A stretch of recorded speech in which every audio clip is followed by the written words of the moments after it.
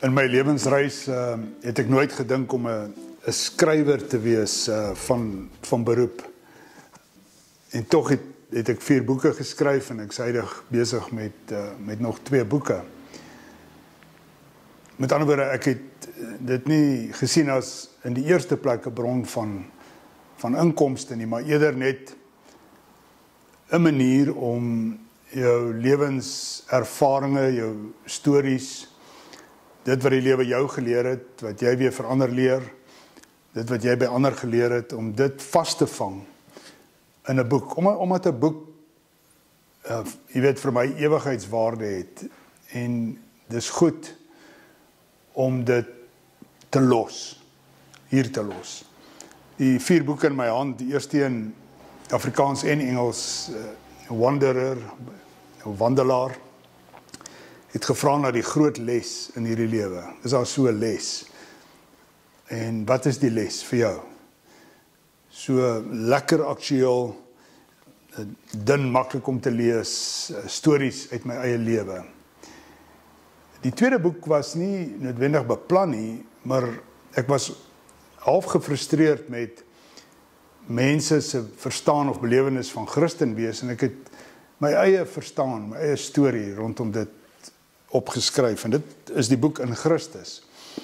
En die subtitel sê letterlik van toeskouer tot spoortrapper.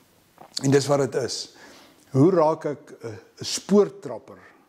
En wat mis ons baie keer in ons soeke en ons verstaan van kerk en alles wat daarmee saamgaan? Die derde boek is hierdie 2 spesiale magte operateurs se laaste gesprek, maar die titel is Didies. En dit is my gesprekke met 'n spesiale magte vriend wat 20 jaar gelede oorlede is aan kanker, en daai laaste gesprekke, 6 maande min of meer voor hy oorlede is, en baie spesifiek een dag se baie praat rondom sy reis, my reis, en die lewenslesse of die lewenssin daarin. So dis miskien ook geestelik, maar dis dieper en baie spesifiek rondom sinvolheid.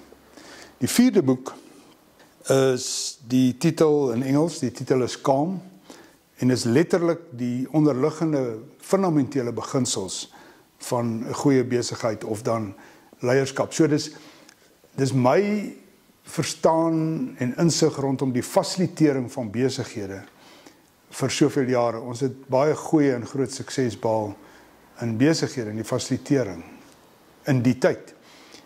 Maar wat sit agter dit? Wat is daai diepere beginsels wat die besigheid en dan of die leierskap in dit goed maak? Nie net sodat die besigheid groei nie, maar dit inderdaad ook werk. Alles die moeite werd. So dis die 4 boeke wat daar is, en uit die aard van die saak sou jy hierdie boeke ook by ons kon bekom. Jy kan maar net die skakels volg, en dan maak ons seker dat jy van hierdie boeke ook in jou hand kry.